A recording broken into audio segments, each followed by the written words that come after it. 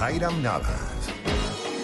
Conectando lo vintage con lo viral en 2 horas.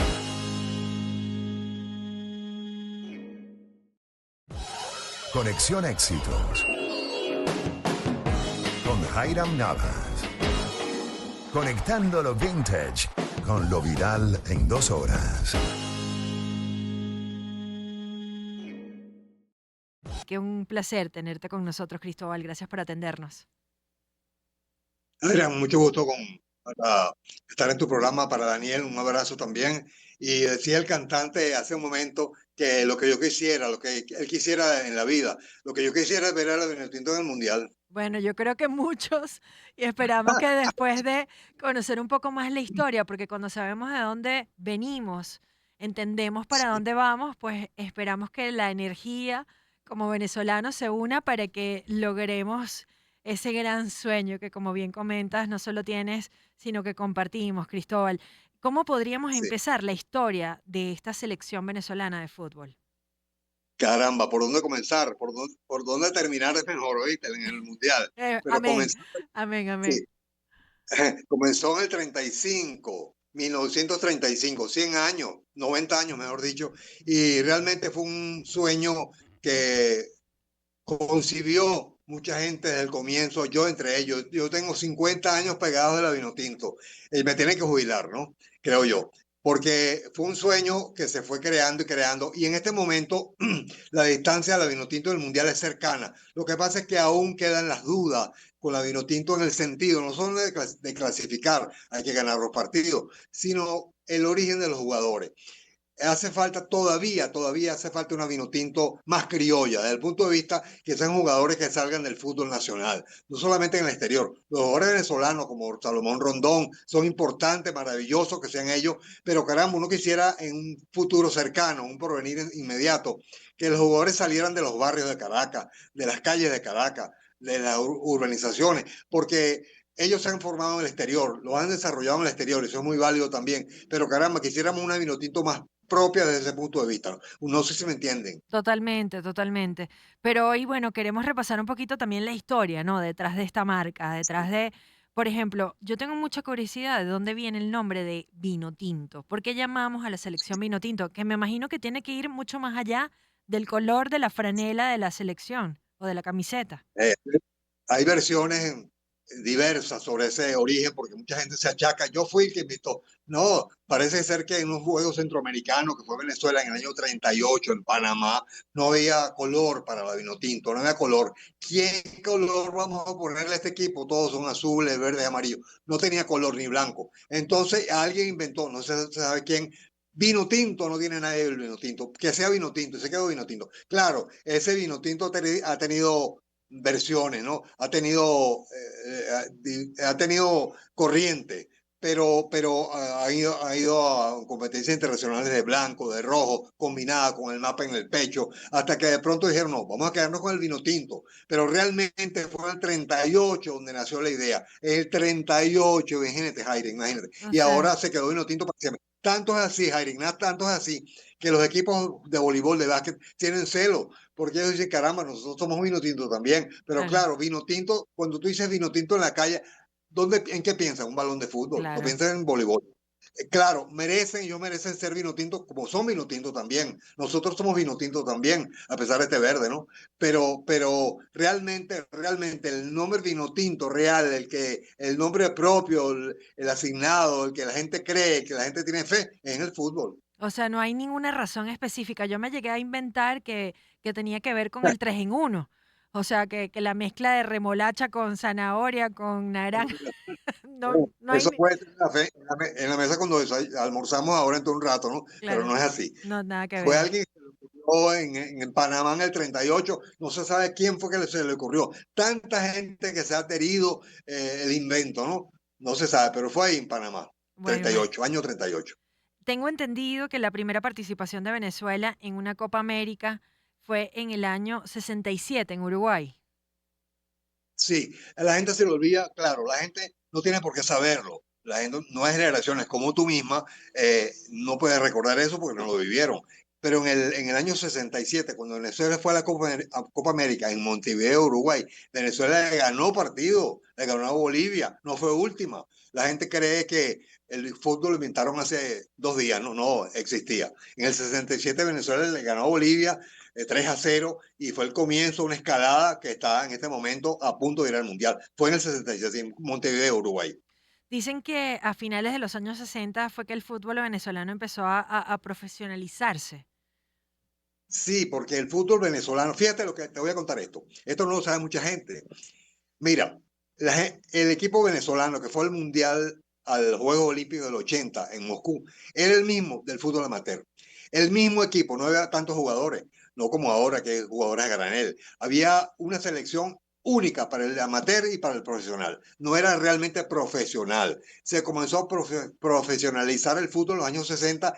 Los equipos que jugaban en Caracas, que eran los equipos de las colonias, el Canarias, el Portugués, el de Italia, el Galicia, pero no era realmente profesional, tal, era semiprofesional. Como te dije, en el año 80, en el juego de Moscú, el equipo era el mismo del amateur. El equipo iba a los Juegos Panamericanos, era el mismo equipo que iba a los Juegos Olímpicos, porque no había profesionalización. Comenzó ahí, comenzó un poco antes con los equipos, pero con la selección en el 80. Wow, y tengo entendido que la medalla de oro, por ejemplo, en los Juegos Centroamericanos, lo obtuvimos en el 82. O sea que justamente coincide con lo que venías hablando, ¿no? Ahí era un equipo de lujo entonces. Claro, en el 82 fue ese equipo, fue a La Habana a ganar la medalla de oro. Fue el mismo equipo, fue a los Juegos Olímpicos de Moscú, era un equipo amateur, semiprofesional. Jugaban en los equipos profesionales sin sueldo, ganaban sueldo, como llamaban el marronismo, debajo de la mesa, ¿no? Realmente no había contrato. La selección que fue en el 82 a La Habana era la misma que había ido a los Juegos Olímpicos en el 80.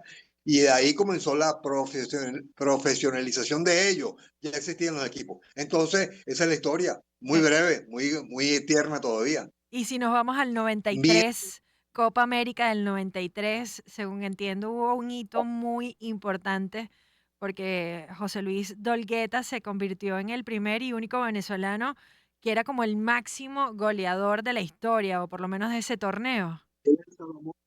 era el Salomón Rondón de la época. Imagínate. Era el Salomón, el de Ariete Venezuela, el que rompía la defensa, el que temían los equipos contrarios. Yo recuerdo el partido final de Venezuela contra Estados Unidos. Estaba perdiendo Venezuela 3-0.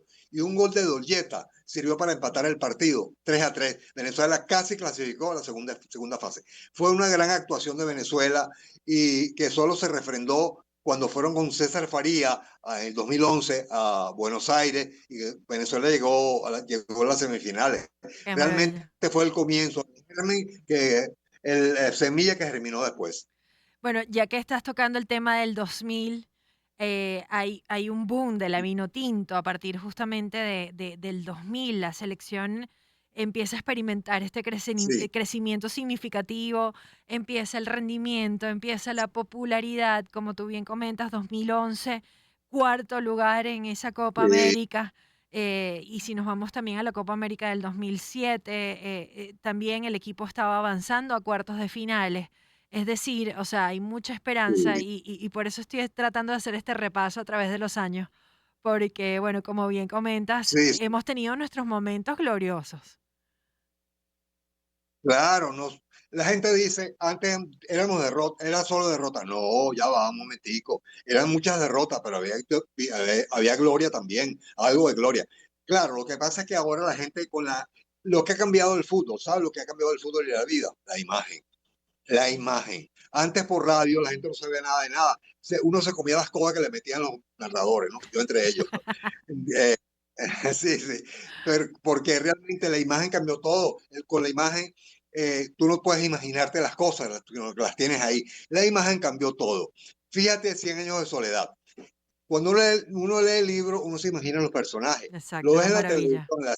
o Netflix, y ya, no tiene gracia, ya los viste. Total, total. No tienes que. Uno se inventa la película de una forma más bonita porque la imaginación es mucho más maravillosa, ¿no? Pero ahorita, bueno, estamos viendo una realidad que yo en cierta forma, también la intención de hacer esta conversación contigo Cristóbal, es de alguna manera llenarnos de esperanza, ¿no? Entender que la fe va más allá de una palabra que hemos tratado de Y utilizar y que mientras que vamos ganando, ay, sí, mano, tengo fe y después entonces nos quedamos ahí con las ganas. mira, mira, Jairén, te voy a decir algo que tú hablaste de la fe, ¿no? Como dice la Biblia, la fe mueve montañas, ¿oíste? Total. Mueve montañas, mueve clasificaciones al mundial, ¿oíste? También. Amén, amén. ¿Qué nos faltaría, como tú bien dices, o por lo menos ya nos hablabas de cuál era tu visión de una vino tinto ideal, pero ya para cerrar, que lo que me queda es un minuto, ¿cuál crees tú que sería lo que necesitamos para que la vino tinto clasifique y podamos tener esa satisfacción este año? Vencer, ganar. Juegan en junio con Bolivia. Tiene que ganar ese partido. Después el viaje, el gran viaje a Sudamérica, jugar con Argentina en Buenos Aires, con Uruguay en Montevideo, para cerrar con Colombia aquí. Puede ser que el partido con Colombia sea el partido de la crisis nacional, de la gloria nacional, de la grandeza nacional contra Colombia, porque ese día puede decidirse la clasificación al Mundial. Contra Colombia, nuestro rival en muchos campos de la vida, eh, amistosamente, ¿no? Gran rival con Colombia. Clasificar ese día ante Colombia sería la debacle, la grandeza nacional que no ha pasado en Venezuela sino del año 41, cuando Venezuela fue campeón mundial de béisbol. No ha pasado nada más grandioso que clasificar al mundial. Si Venezuela clasifica ese día, ay Dios mío, Bueno, la te gente se va a volvemos tirar. a llamar, Cristóbal, para que vuelvas a conversar con nosotros y lo celebremos a lo grande. Fíjate que nuestro equipo de producción me pone esta canción de que no hay montaña grande. Es un gran clásico ya para cerrar el programa, pero agradecida por este contacto y bueno, por la esperanza. Mira, Jair, hay una última cosa. Si Venezuela clasifica al Mundial ese día contra Colombia, cuidado, porque la gente se va a empezar a tirar por los balcones para abajo, ¿viste? Ay, Dios mío. Bueno, ya estaremos pendientes para celebrarlo. Un abrazo muy grande. Cristóbal Guerra, gran, bueno, escritor. Si quieren saber más de la Vinotinto, busquen sus libros, comunicador social, comentarista deportivo. Y bueno, como bien escucharon, súper informado de la historia de nuestra Vinotinto. Un abrazo inmenso.